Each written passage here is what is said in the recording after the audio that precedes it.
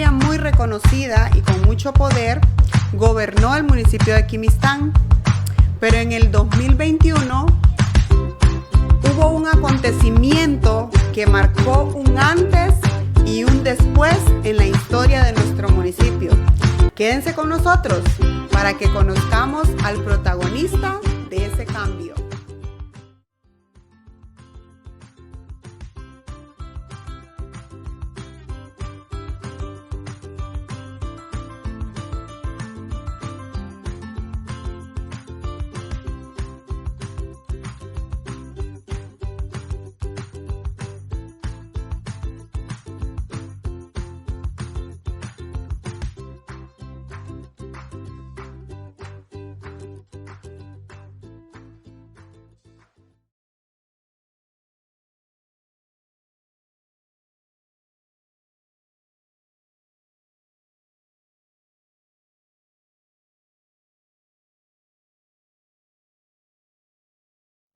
Rubén Darío Pacheco Pereira, bienvenido al primer episodio de Vives, el podcast. Es un placer que hayas aceptado acompañarnos. Es un día especial para nosotros. Bienvenido. Gracias, Vivian. Yo muy honrado de estar aquí con ustedes y compartir pues lo que quieran que compartamos en una plática amena. Pues vamos a tratar de hablar un poco de todo. Creo que hay tantas cosas interesantes que podríamos conversar, pero para empezar, ¿qué tal si hablamos un poco de tu familia? Creo que en Quimistán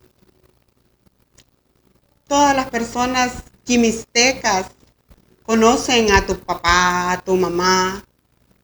¿Qué nos puedes decir de tu familia?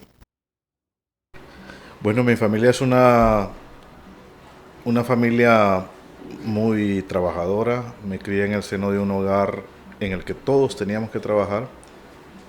Una familia luchadora, no con solvencia económica, sino más bien con retos que tenían que superar a lo interno del núcleo familiar y del que todos fuimos parte para poder lograr el objetivo de profesionalizarnos, el objetivo de encontrar el camino hacia una adultez un tanto más cómoda, preparados. Me tocó vender cuajada de niños, estuve en la escuela en la jornada, cuando teníamos jornada 2 veces, pero luego creo que como por tercer grado ya solo íbamos en la mañana y en la tarde estaba lista la cuajada para que Rubén Darío, cuando era niño, se fuera a vender cuajada. Luego de eso, en mi familia siempre se han dedicado a procesar lácteos, comprar leche, porque no teníamos ganado, comprar reses y cerdos para poder sacrificarlos, y nosotros de eso pudimos sustentarnos durante yo era un niño. Siempre trabajamos en equipo. La dirección de los proyectos de familia y de emprendimiento entre mi papá y mi mamá los manejaron y nos enseñaron a nosotros el amor por el trabajo. Cada uno de mis hermanos creo que se ha dedicado a sus propios emprendimientos con cierta dedicación al grado de que subsistimos siendo autoempleados, siendo personas con sus propios medios, iniciando emprendimientos. Y qué bonito, yo me siento identificada también porque creo que venimos pues de ahí de los mismos rumbos. También vendía cuajada, también hemos tenido que esforzarnos bastante para poder lograr algunas cositas que se han logrado en la vida. Eh, ¿qué, eh, ¿Qué pensaban o qué te inculcaron tus padres acerca del futuro? ¿Cómo concebían ellos que una persona podía llegar a ser exitosa o que sus hijos podían lograr el éxito? Yo creo que siempre en toda familia hay como que una balanza de valores en las que uno pesan más que otros y las familias transmiten a sus hijos. En el caso de mi familia, yo creo que en la balanza de valores pesaba más el valor de la honestidad y de la vocación al trabajo. y ambas cosas fusionadas forman una vocación al servicio. Mi mamá, durante yo era niño, siempre servía en la iglesia, a donde ella asistía, se encargaba de muchas actividades en la iglesia y despertó en algunos de nosotros, en la familia, vocación por el servicio.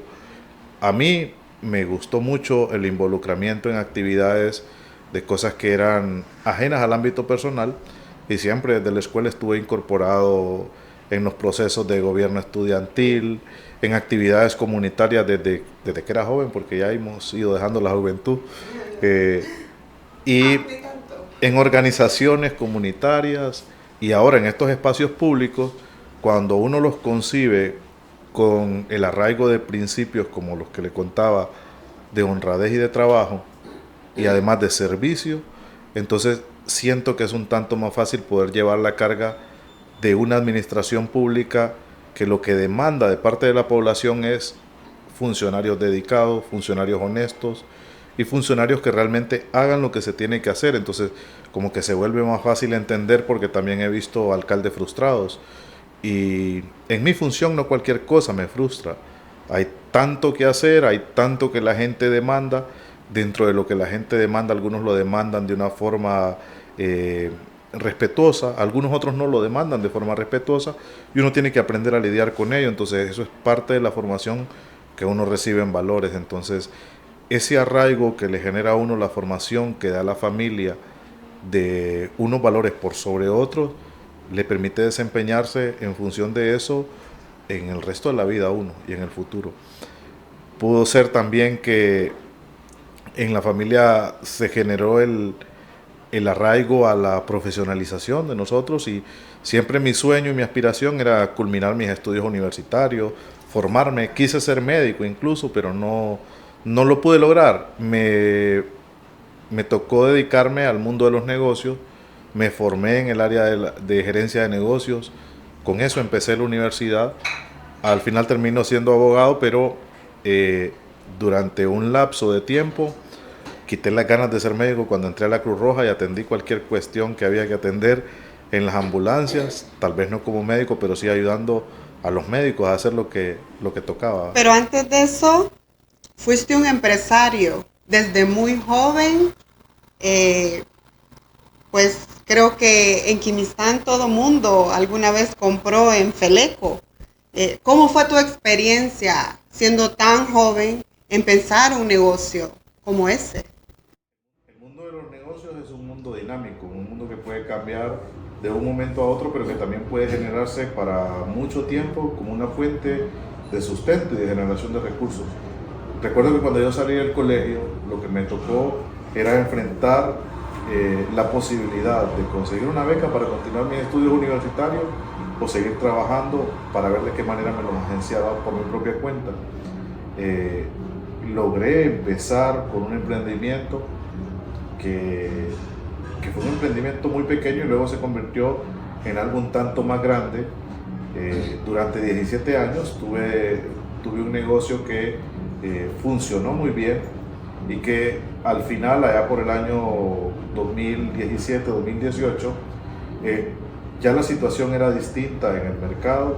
La competencia de los productores de hierro, de los otros negocios de ese tipo, habían partido un tanto el pastel y al final terminé dedicándome al rubro de los alquileres, que me generaba más que dedicarme con un mercado más compartido al rubro de ferretería que en aquel momento tenía, porque pues quizás no tenía capital suficiente para poder tener una empresa con suficiente holgura, comprar de manera directa de los fabricantes y poder generar márgenes distintos. El mundo de los negocios le deja a uno una experiencia enorme en el cómo debe tratar con la gente, en el cómo debe cerrar negociaciones, en el cómo debe uno manejar el personal, en el cómo debe uno aprender a tener controles internos para poder progresar y para poder administrar bien los recursos que en el día a día de un negocio pueden desaparecer también de un momento a otro si las cosas no se manejan y no se administran como se debe. El negocio que yo establecí todavía sigue funcionando nominalmente. Hacemos algunas transacciones financieras con algunos clientes y actualmente lo que era Feleco es ahora un espacio donde alquilamos el edificio y pues continúa todavía la sociedad mercantil en función. Ya no con el rubro de ferretería, pero sí con el rubro de alquileres. Excelente. Rubén Darío, creo que Feleco fue como una plataforma para que muchas más personas te conocieran como un líder, como un empresario, y entonces te involucraste con la Cruz Roja. Desde el mundo de los negocios existen distintas posibilidades para poder servirle a la comunidad, no solamente para lucrarse, para servir y para prosperar. También se puede servir a la comunidad facilitando medios para que puedan haber proyectos que se lleven a cabo. Yo recuerdo que en la relación de negocios que tuvimos cuando Feleco operaba, instituciones como el Instituto Hondureño de Desarrollo Rural fueron buenos aliados para el crecimiento de Feleco, pero también Feleco fue un aliado importante para que proyectos se llevaran a comunidades en donde también aportábamos para que llegaran hasta ahí los materiales para construir, por ejemplo, 50 viviendas en una comunidad del municipio de San Luis, un instituto que construyó el Instituto Hondureño de Desarrollo Rural en el Playón, y proyectos de agua, por ejemplo, en la comunidad de Listón. Recuerdo que nosotros, además de proveer los materiales, también hacíamos un aporte para llevarlos hasta ahí, y que la institución que donaba no solamente tenía el aporte comunitario, sino que también el aporte que nosotros podíamos hacer desde el negocio. La misma construcción de la clínica periférica, que ya aperturó 24 horas hasta hace poco, que se construyó en el 2009, requirió el concurso de algunos ciudadanos que hicimos aportes. Yo recuerdo que a Feleco le tocó la pintura, le tocó poner algún material de balastre para poder terminar el proyecto, porque los recursos eran limitados y se hizo un poco más grande de lo que el proyecto venía listo para hacerse. Hubo otra gente que colocó ventanales, hubo otra gente que colocó iluminación, y en el mundo de los negocios, como te decía, se puede también lucrar, pero existe esa posibilidad de servir y servirle a la comunidad. Y qué maravilloso poder combinar esas dos situaciones, ¿verdad? Bueno, pero también en el proceso en que te involucraste con la Cruz Roja, te diste a conocer muchas personas, muchas comunidades, quizás personas de otros países. Tuviste la oportunidad de relacionarte con personas de otros países también. O sea, la Cruz Roja aportó mucho a lo que es tu vida hoy en día. Sí, definitivamente el servir a la comunidad no solo sirve para solventar los problemas de otros, sirve también para formarse personalmente, para poder tener dentro de las posibilidades que el entorno le genera a uno, relaciones que después permitan abrir una puerta más fácilmente o tomar una decisión de la mejor manera. En el mundo de la Cruz Roja yo me involucré desde que se fundó la organización aquí a nivel local, y recibí formación de diferentes áreas, desde radiooperador de emergencia, socorrista. Nos prepararon para que administrativamente también pudiéramos manejar nosotros lo que en su momento había que hacer en manejo financiero en la institución. Recibimos preparación, no solamente Rubén Darío, sino quienes estábamos ahí, recibimos preparación para poder atender situaciones de emergencia como las que tenemos ahora, con las que lidiamos en este momento, por ejemplo, la emergencia por dengue, la emergencia por incendios, la emergencia por lluvias que hubo en noviembre, que desafortunadamente tenemos pronósticos muy desalentadores para los próximos meses. Todo eso que uno aprende en organizaciones como Cruz Roja le sirve para la vida. Ahí no solamente es la formación para lo que hay que hacer desde la organización en el servicio hacia los demás, ahí es también la formación que uno recibe para la vida. Como socorrista, pues quizás no puedo contabilizar si salvamos una vida o salvamos 80 o salvamos 200, pero sí podemos contabilizar que le aliviamos el sufrimiento a cierta cantidad de personas que atendimos. Sí podemos contar que pudimos incidir para que llegaran proyectos a algunas comunidades a las que llegaron proyectos que fueron gestionados por nosotros.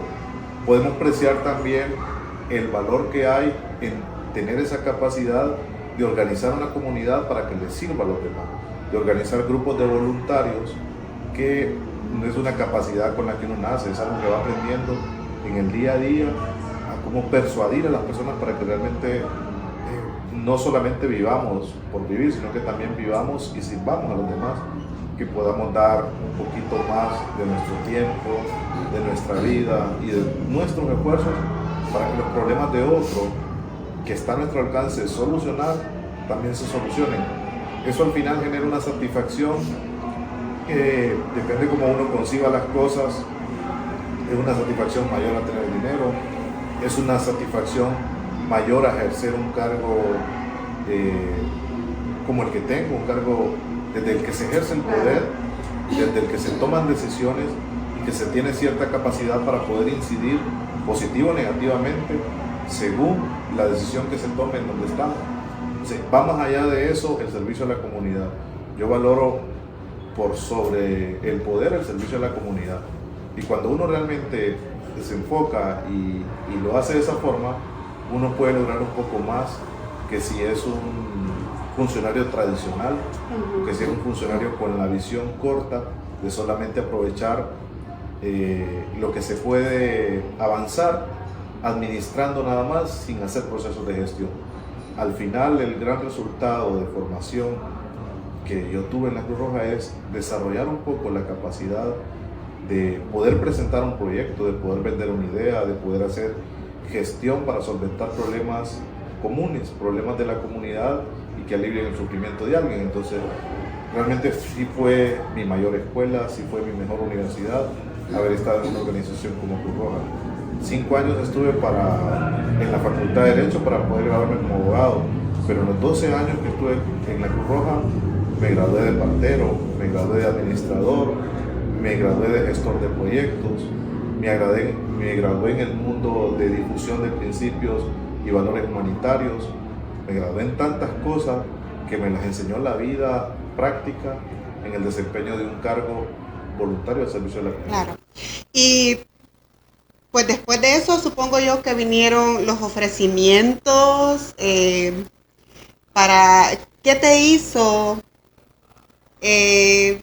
entrar en ese mundo de la política? ¿Cómo fue que llegaste ahí? Yo creo que sería muy interesante escucharte.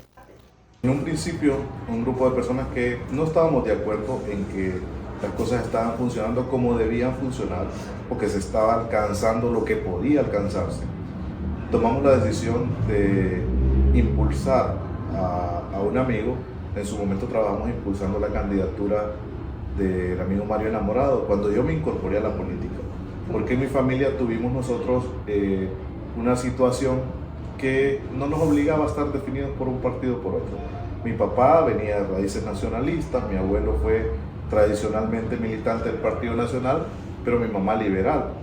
Entonces nosotros, en el seno del hogar, no estábamos condicionados a que fuera nacionalista o que fuera liberal, sino que libremente pudiéramos decidir de qué filiación política podíamos ser. Posterior a eso, el golpe de Estado creó una fuerza política que también en el país se convirtió en una fuerza política importante, que es la que me permitió ser alcalde y en donde yo milito ahora.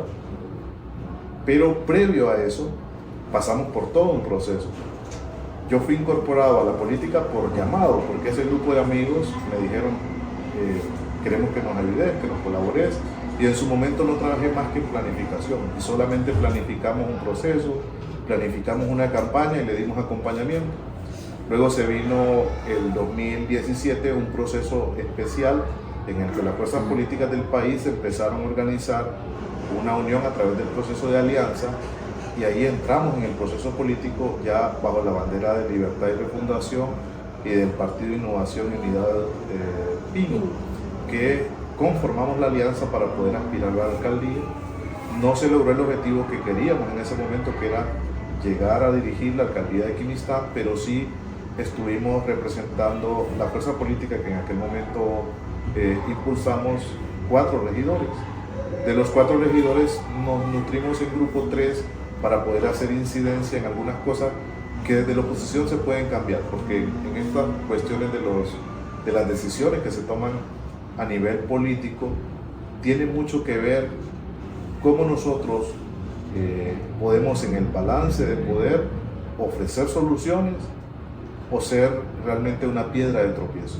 Yo creo que ofrecimos soluciones, las comunidades identificaron que ofrecimos soluciones, que hablábamos de algo que se podía hacer y ahora estamos construyendo, porque luego en el 2021, en un caso muy especial, me tocó irme al exilio, las elecciones se desarrollaron sin que yo hubiera estado presente en una campaña política durante mucho tiempo, si bien es cierto, tuve una participación como que muy ausente de todo el proceso.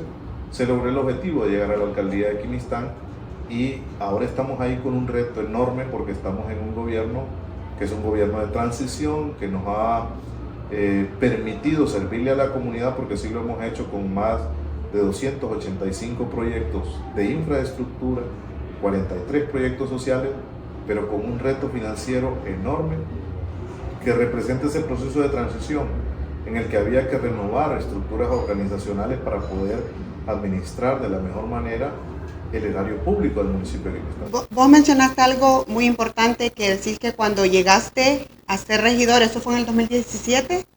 2017. Bueno, fue el periodo 2018-2022. Ajá. Pero la elección fue 2017, noviembre de 2017. Ok. Fuiste y ofreciste soluciones, no te convertiste en una piedra de tropiezo. Yo podría imaginarme que actualmente hay varias piedras de tropiezo en tu gestión, pero vamos a hablar de eso un poquito más adelante. Y antes de llegar ahí, te convertiste en regidor, pues podríamos decir que pudiste saborear un poco lo que era la política, cómo funciona la política en Honduras. No sé si en Honduras o a nivel mundial, en cualquier país. ¿Qué hizo que decidieras quedarte ahí y no decir, esto no es para mí, yo mejor me voy? Lo vinculado que ya estaba con la comunidad, con la organización comunitaria y la obligación que había de que si decíamos que podía haber un cambio, teníamos que ser parte y estar ahí para demostrar que sería ese cambio posible, porque si solamente uno habla, entonces no es un líder que puede transformar, es un líder que nada más puede hablar o resonar como una caja y nada más contar lo que se puede hacer. Eso es muy fácil. Llegar y tomar decisiones, incidir para que se tomen decisiones, ese es el verdadero reto que un líder político debe aspirar.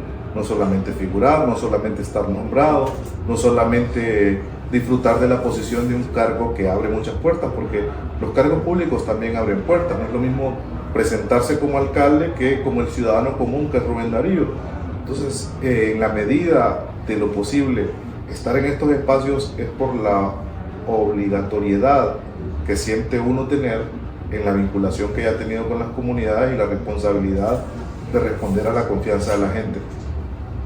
En el 2018, cuando ya asumimos el cargo de regidor en aquel momento, nuestro trabajo fue ir a las comunidades que habían confiado y a las que no habían confiado y decirles, miren, solo la organización comunitaria puede permitir que realmente avancemos como municipio. Entregamos alrededor de 23 personerías jurídicas a patronatos, creamos organizaciones como la Sodevicop, que en su momento iniciaron un proceso de lucha ambiental y que ayudaron mucho a las comunidades a poder llegar a un despertar sobre la realidad del entorno y de la protección que debemos darle nosotros al ambiente para que podamos asegurar la subsistencia futura. Hicimos procesos de gestión que ayudaron también a llevar proyectos a las comunidades, no del tipo que ahora podemos hacer porque estamos administrando el erario público, pero sí movilizamos organizaciones a que llegaran a las comunidades a solventar algunas necesidades que habían por ahí. Entonces, el haber estado en el cargo de regidor, que no lo completé porque tuve que salir del país, tuve que hacer una salida abrupta. Rubén Darío, perdón, cuando tuviste que salir del país, eras regidor, pero ya eras candidato a alcalde, ¿o todavía no? No, cuando salí del país apenas era regidor y ni siquiera había empezado el proceso político siguiente. Resulta que de algunas luchas con las comunidades, de algunas exigencias con las comunidades, de algunas posturas como regidor, nosotros también nos ganamos adversarios que creían que las posturas eran dirigidas personalmente, cuando en realidad las posturas eran dirigidas a acciones que no debían hacerse en la administración pública, acciones que no debían llevar o orillar a las comunidades a estar sufriendo ciertos abusos que sufrían las comunidades, y eso despertó una serie de amenazas que se concretaron en hechos que afortunadamente no pasaron a más, y tuvimos que tomar la decisión de salir del país para poder asegurar un poco la vida. Hay episodios un tanto difíciles hasta de recordar de esos momentos, porque fueron situaciones en las que la seguridad personal nuestra, no lo hemos contado tan abiertamente, pero sí se vio realmente vulnerada, realmente amenazada. ¿Hubo algún atentado específicamente contra tu vida? Bueno, no uno. En varias ocasiones nosotros tuvimos situaciones que están totalmente documentadas, que están totalmente evidenciadas, de la que constan pruebas en un expediente de la DPI que se quemó cuando el incendio, pero que también cuentan las copias en un expediente en el Mecanismo de Protección de Derechos Humanos, cosas que sucedieron precisamente por las posturas que tomaban las comunidades y que tomábamos nosotros. En un momento veníamos de un proyecto de MIA 3 con el señor Mariano Méndez y nos acompañaba Bani Reyes en ese momento como conductor. Nos atravesaron un vehículo, yo me tuve que tirar al piso del vehículo, pues cuando vieron que solamente quedaba el conductor porque habíamos ido a dejar a Mariano, el vehículo siguió su curso. Luego, en otra ocasión, yo ya había denunciado eso ante las autoridades. En otra ocasión sucedió también con unos hombres con pasamontaña en un vehículo verde que me atravesaron cerca de donde ahora es Hills, en la carretera hacia Pinalejo. También fue un evento bastante difícil, que afortunadamente se cruzaron otros ciudadanos, venían otros vehículos y no pasó a más. Luego de eso y el proceso que nosotros denunciamos, el Mecanismo de Protección de Derechos Humanos nos asignó protección policial. A mí me asignaron 2 policías después de los procesos de denuncia y el trabajo que habíamos hecho con algunas comunidades, porque ya era evidente un riesgo. Y el 28 de abril del 2018, si no me equivoco, veníamos de Montañitas, de una actividad que estábamos realizando en Montañitas. Venía manejando el vehículo, venía al par un custodio de los que me habían asignado en el Mecanismo de Protección, y venía una doctora en la parte de atrás del vehículo, y ahí sí realmente fue una situación bastante complicada. Está en la denuncia, no se me olvida, 210-2018 de la DPI, que interpuso el policía, que interpuso la doctora y que interpuse yo del hecho sucedido. Una motocicleta nos dio persecución desde la escuela de Pinalejo. Aceleramos cuando ya veíamos que las cosas eran imposibles. A mí se me ocurrió tirarme del vehículo, entré a la gasolinera Puma de Pinalejo y el policía por sobre mi pecho con su arma le apuntó al individuo de la moto, que ya lo teníamos justo al par.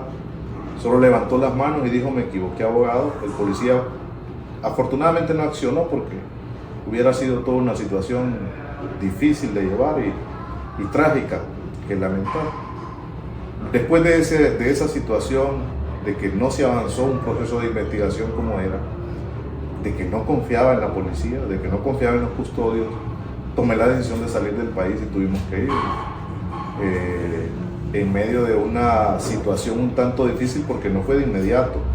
Hubo todo un proceso durante casi un año, y posterior a eso arreglar algunas cuestiones que no podía de la noche a la mañana dejar acá, tomar camino y decir: por mi seguridad tengo que agitarme, tengo que abstraerme un poco de esto y tener un poco de paciencia mientras las aguas se calman, que fue lo que sucedió.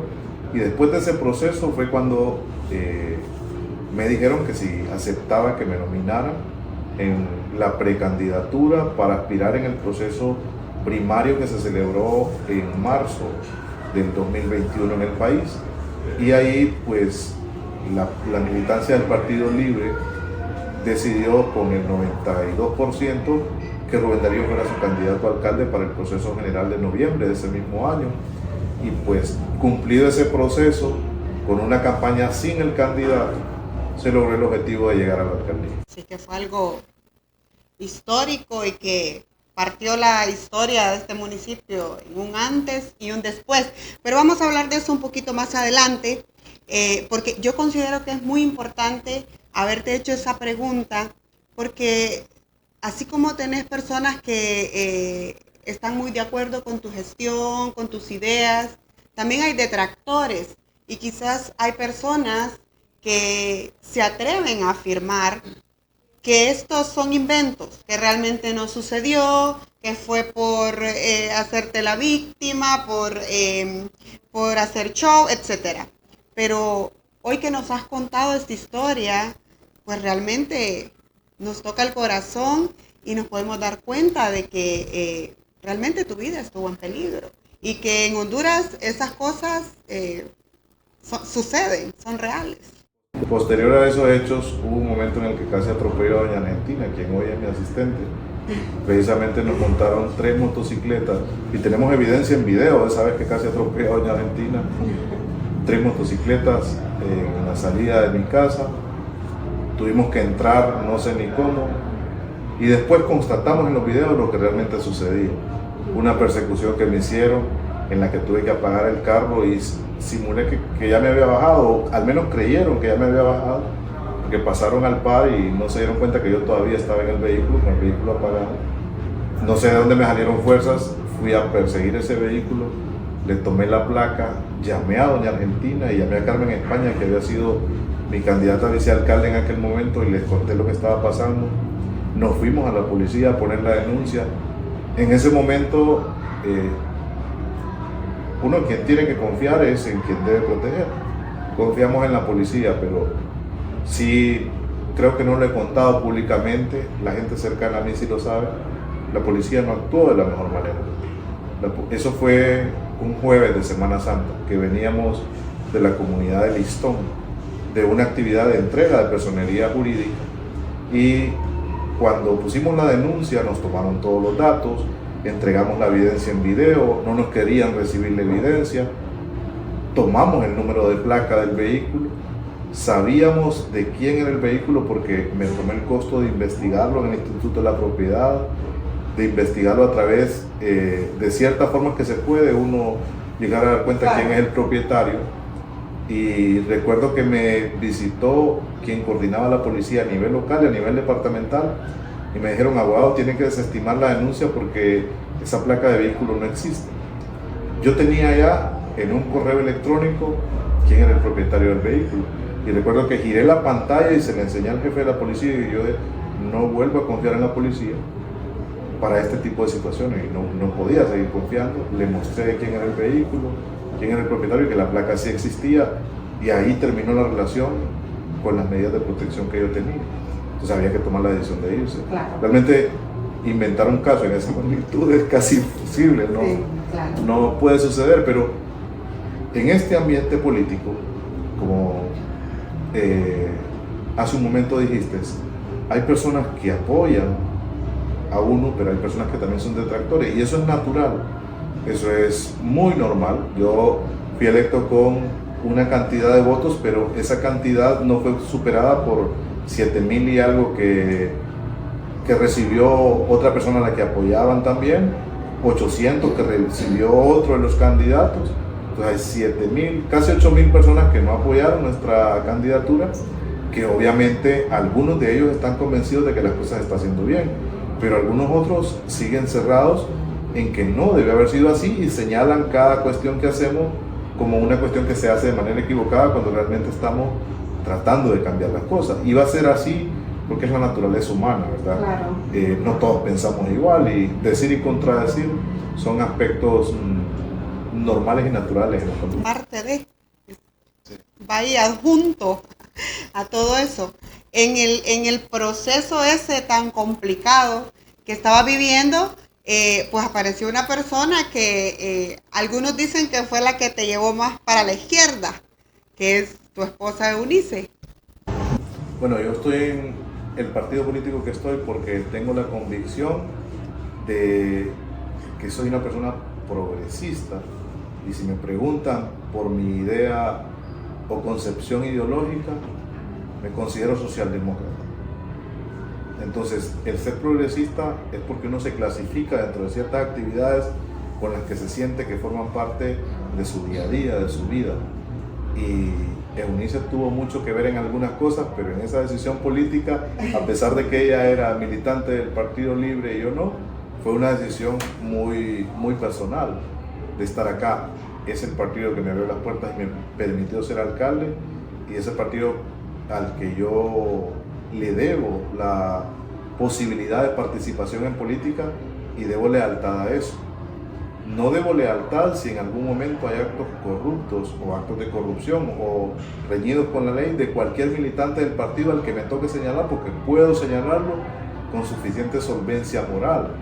Eso es algo que hay que saber entender entre separar la concepción ideológica que alguien tiene y separar las conductas que otras personas de igual pensamiento ideológico pueden tener, que son fuera del orden o fuera de lo que deben ser.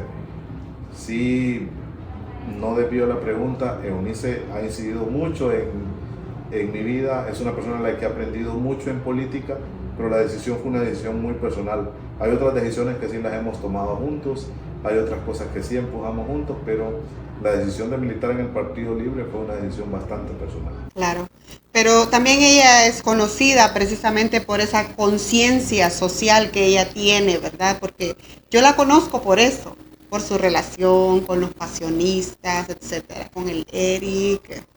De hecho, mi esposa es una mujer admirable y en esa área o faceta de la vida en la que también es una persona que sirve a los demás, que ha estado involucrada en todos estos procesos sociales aquí en el municipio de Equimistán, sin ser del municipio de Equimistán, desde antes que nos conociéramos, desde antes que Rubén Darío fuera alcalde y desde antes que nos casáramos, y ha sido aspirante también dentro del Partido Libre y es miembro fundador del partido. Claro que sí. Lograr ese cambio muy apetecido por muchos y quizás no tan deseado por otros. ¿Qué tan difícil fue ese proceso? Porque al final de cuentas es una historia de éxito. Por muy atípico que fuese, es una historia de éxito. Entonces, ¿cómo lo viviste? Fue algo pues que no es muy común que suceda, porque el candidato no estaba aquí, pero sin embargo se ganaron las elecciones. Pues un proceso muy especial y de una decisión. La decisión no fue difícil, pero sí fue una decisión importante en la vida de mi familia, en la vida de Eunice, en la vida de mi hijo y en la vida de Rubén Darío, porque estábamos ya radicados en otro lugar del mundo que no era Honduras, teníamos todo un proceso de formalización, teníamos un permiso de trabajo, teníamos la autorización legal para poder permanecer en donde estábamos y tuvimos que renunciar a todo lo que ya habíamos avanzado, tomando la decisión de venir a Honduras, de cumplirle a la comunidad el reto que nos había puesto, porque la comunidad, al elegirlo a uno para dirigir una comunidad en un cargo público, lo que le pone es un reto.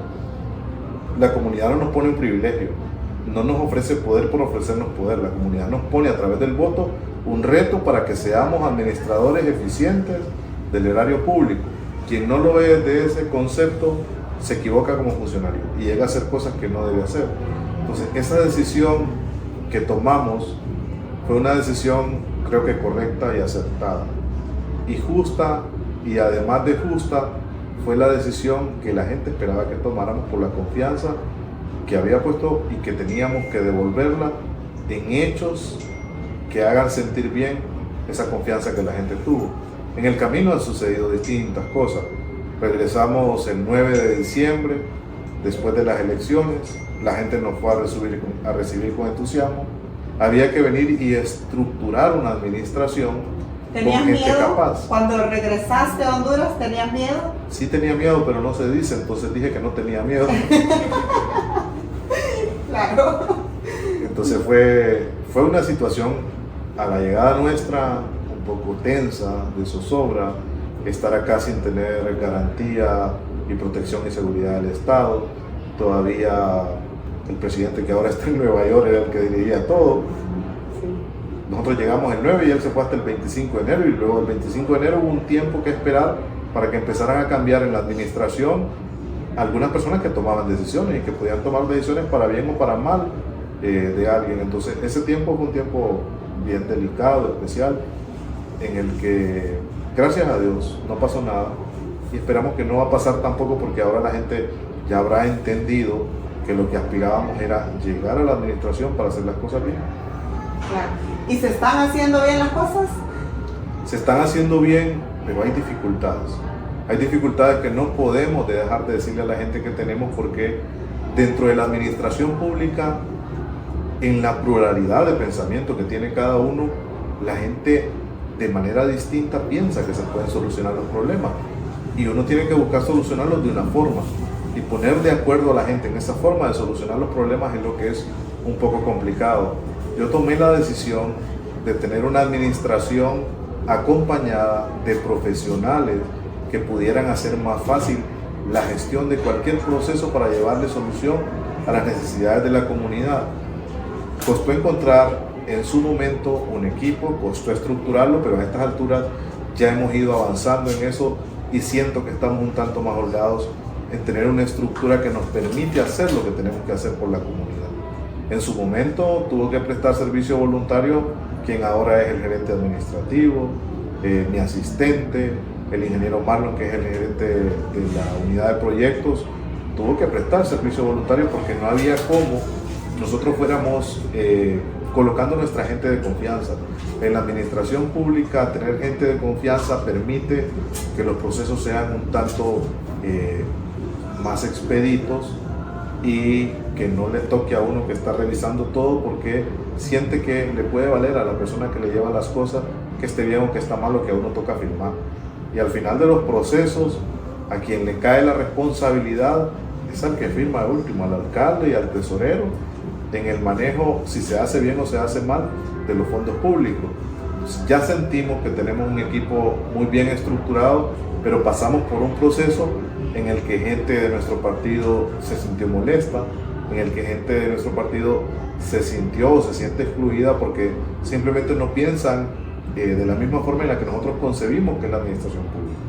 La administración pública es para ir a servir, es para ir a hacer en la administración pública las cosas como dijimos que teníamos que hacerlas. Yo recuerdo que tuve el caso de un joven que lo pusimos a trabajar en catastro y que quería nada más trabajar mediodía y después irse para la comunidad y negociar eso.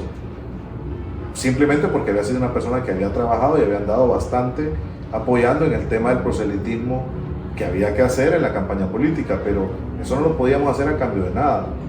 Podía ser mi hermano, mi mamá, mi papá, pero si iba a ser contratado para trabajar tenía que estar trabajando. Entonces ese tipo de cosas disgustan a esas personas, que no se les cumplen algunas cuestiones que no se deben cumplir, que no se pueden hacer. Y dentro de las aspiraciones también hay casos bien especiales. Hay personas que nos pidieron, mire, póngame a mi hija en el consulado X del país X en Europa, que no estaba a mi alcance, que fueron creando cierta distancia que luego se convierten en reacciones negativas de gente que en su momento le apoyaba a uno, pero que es natural, porque la gente cuando siente que no le cumplen sus expectativas es natural que se resienta. No todos tienen esa capacidad de entender, de comprender que algunas cosas se pueden lograr y algunas otras definitivamente tienen un límite del que no se puede traspasar. Un alcalde no puede poner un cónsul, eso lo hace Relaciones Exteriores en un nivel más alto de la administración pública que el que le corresponde a una alcaldía. Me tocó poner funcionarios que luego les tuve que pedir la renuncia y tuve reacciones al nivel de que protestaron en la alcaldía para que yo cediera algunas cosas. Afortunadamente no cedimos y hemos ido avanzando, y ha sido esos los momentos un tanto más difíciles cuando uno siente que la gente en la que uno también confía dice no, porque lo estás haciendo de una forma distinta a la que yo quiero que lo hagas. Y realmente hay que hacer las cosas como se deben hacer, no como alguien quiere que lo haga simplemente porque ha sido un apoyo, porque sí hay que reconocer que hay gente que nos ha apoyado mucho y que ha sido parte esencial en este proceso, pero que no conciben las cosas como deben hacerse. Definitivamente. Por ahí decía, creo que Rafael Pineda Ponce, que en política no hay amigo ni enemigo permanente. ¿Es real eso? Sí, es real, tiene toda la razón. Y todas las personas que están enojadas hoy conmigo, si mañana hablamos, mañana nos sentamos, yo tengo al menos la capacidad de poder entender. Y les puedo entender. Si ellos me entienden a mí, no sé, pero yo sí les puedo entender. Porque la vida le va dando a uno esa capacidad de entender que las aspiraciones de la gente a veces les crean frustraciones. Y que esas frustraciones los llevan a tomar decisiones, a ser críticos, pero que en un momento pueden cambiar, cuando reflexionan y se dan cuenta que no debieron hacerlo. Entonces, en política tenía razón el profesor Rafael Pineda Ponce, no hay amigos ni enemigos permanentes, todo puede cambiar de un momento a otro. Lo que hay que tener es la capacidad y el balance para que pesen más, lo que decía al principio de la entrevista, los buenos valores que los antivalores. Sí, y ya para ir pues terminando, existen piedras en el camino, ahí en la municipalidad, que están sirviendo de tropiezo para que se logre lo que te has propuesto. Si yo lo viera con el concepto piedras de tropiezo, creo que me frustraría, entonces decido verlo con otro concepto, con el concepto de la naturaleza humana. La naturaleza humana es disentir. Usted y yo puede ser que tengamos ideas muy distintas del color de este micrófono por el que estamos hablando. Entonces, de esa misma forma tenemos ideas muy distintas de cómo debemos administrar la cosa pública. Pero son cuestiones que se superan con el diálogo, con la discusión y con la capacidad y el raciocinio de poder entender que uno está equivocado o el otro entender que él estaba equivocado. Entonces, si podemos superarlo, si podemos avanzarlo, no es una piedra de tropiezo, es la condición natural en la persona humana de poder disentir. Y sí, a veces se vuelve un tanto difícil porque hay que lidiar, hay que persuadir para tratar de convencer de lo que en realidad es. Y en algunos momentos, pues puede ser que nos equivoquemos. Y yo creo que nadie tiene la verdad absoluta. Y ahí es donde se ven o salen a relucir las capacidades de un verdadero líder también. La capacidad de negociar, de llegar a acuerdos, etcétera.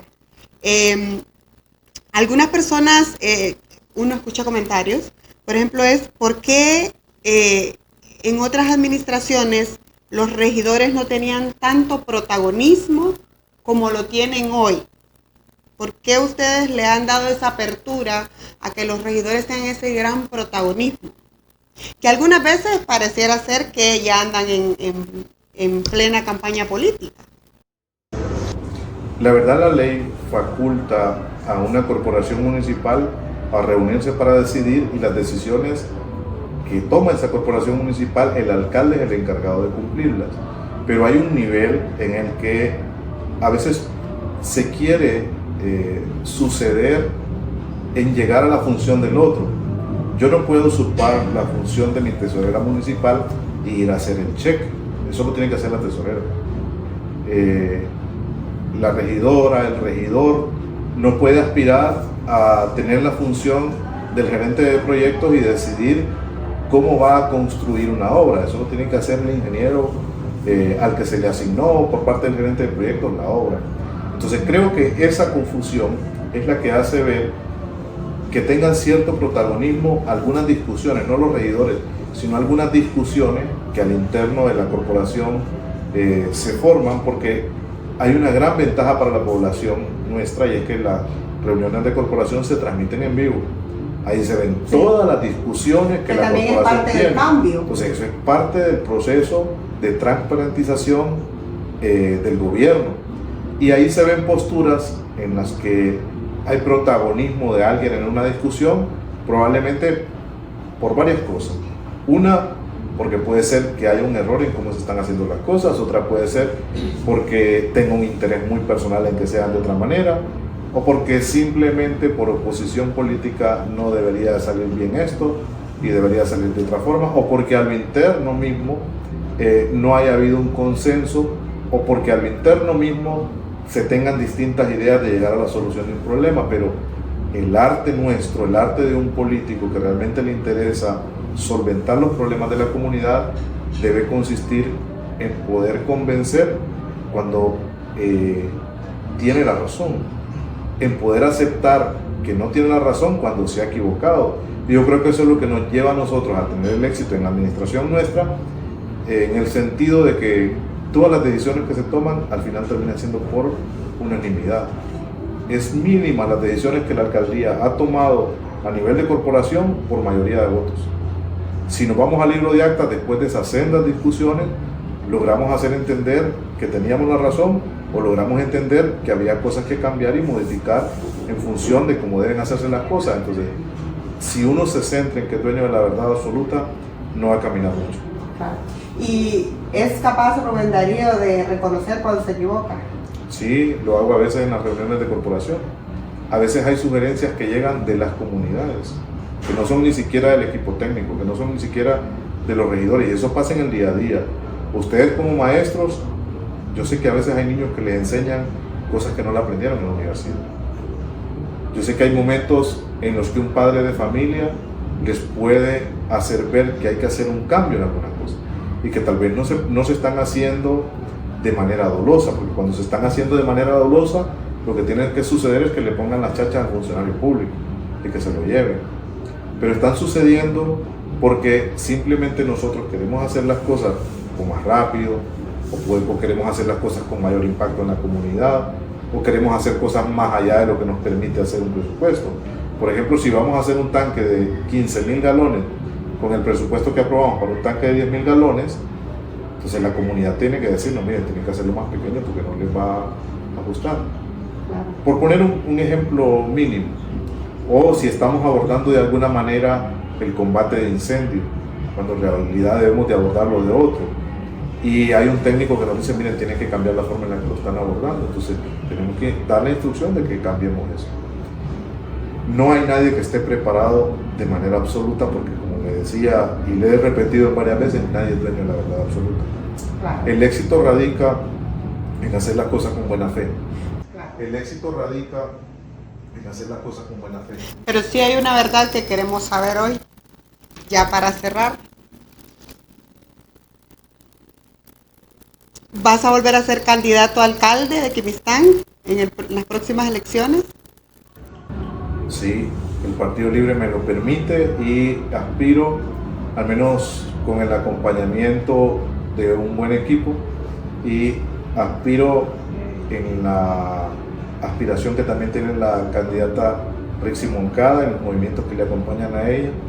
Y sí vamos a intentarlo, la población va a decidir si realmente han empezado a verse cambios, si realmente estamos haciendo las cosas de manera correcta, o si quieren sustituirnos y poner a otra persona. Y hay que estar preparados para todo, porque la población al final, a través del voto, decide quién quiere que le administre. Y eso son las elecciones. Y yo voy a aspirar por varias razones. Una de ellas es porque este proceso de transición de gobierno nos ha sido muy difícil.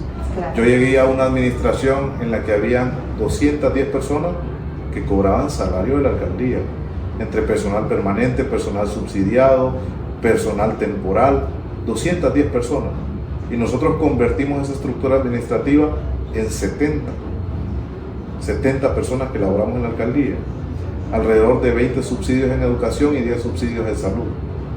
Y estamos cargando con una cantidad de demandas laborales que van cerca de los 59 millones de lempiras. Hacer el edificio nuevo nos costaba 40. Ahora, y las demandas van en 59, hemos pagado alrededor de 20. Una pregunta, porque también me han dicho esto. Sí disminuyeron la cantidad de empleados, pero el pago de planilla sigue siendo igual o mayor. ¿Es verdad o no es verdad eso? No es verdad. El pago de planilla sigue siendo en función a la cantidad de empleados que tenemos. Lo que sí hicimos fue aumentar el salario mínimo a todos los empleados, porque era ilegal pagarle 7.000 lempiras a Jaime, que en paz descanse, por ejemplo.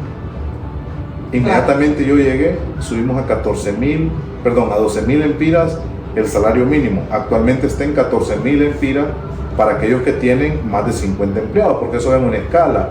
Es un salario mínimo de 0 a 10, luego de 10 a tanto, y nosotros estamos en la escala que tenemos que pagar 14.000 lempiras. Nadie, ni siquiera las personas que recogen la basura, que puede tomarse como el cargo para el que menos preparación académica hay que tener, reciben un salario de menos del salario mínimo. Y instalamos 4 gerencias. Esas 4 gerencias tienen responsabilidades muy específicas y deben de tener un salario diferenciado quienes son jefes de unidad, quienes son gerentes y quienes son operadores de algún servicio de la alcaldía, diferenciado porque tienen responsabilidades distintas. No se le carga lo mismo en el inventario de cosas que tiene bajo su responsabilidad a un jefe de unidad que a un técnico.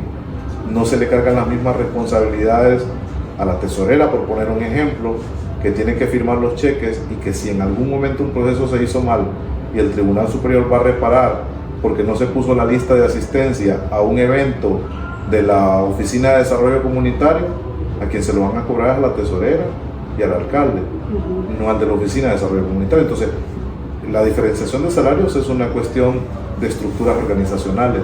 Nosotros no estamos pagando exceso de salario ni exceso de empleados, pero estamos pagando lo justo por lo que la gente trabaja, incluso un poquito menos, porque no pagamos horas extra. Y esto puede servir para que nos demanden a futuro, pero nuestros empleados se quedan trabajando a veces hasta las 12 de la noche, a veces sábados y domingos, y reciben su salario neto, no pagamos horas extra. Qué bueno que lo has podido aclarar, y pues yo estoy segura que podríamos amanecer aquí hablando de tantas cosas. Lo que sí he visto que pues has hecho muchas gestiones a nivel internacional, seguramente vienen muchos proyectos buenos para Quimistán. Ojalá que esos proyectos puedan ver la luz antes de que termine tu gestión, ¿verdad? Quiero agradecerte por ser nuestro invitado de honor en nuestro primer episodio. Gracias.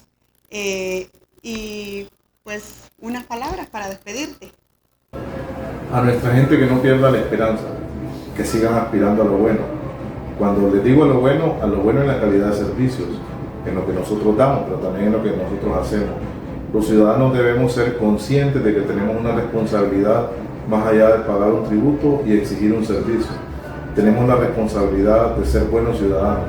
Actualmente el municipio pasa por una emergencia de dengue debido a que hay ciudadanos que tienen recipientes que acumulan agua en donde se reproduce el zancudo. Actualmente nuestro municipio tiene 16 personas ahí en la sala de triaje que podrían dejar de estar si tuviéramos otro tipo de conciencia ciudadana. Entonces, decirle a la población que nosotros nos sentimos obligados a hacer las cosas de la mejor manera y así lo vamos a hacer, pero que también hay que aspirar a ciudadanos buenos y hay que tratar de ir cambiando algunas conductas en el tema del manejo de la basura, en el tema de la responsabilidad que tenemos que tener con nuestros niños, en el tema de ser buenos vecinos, de ser buenos contribuyentes y de vivir en una sociedad en paz. Muchas gracias. Gracias.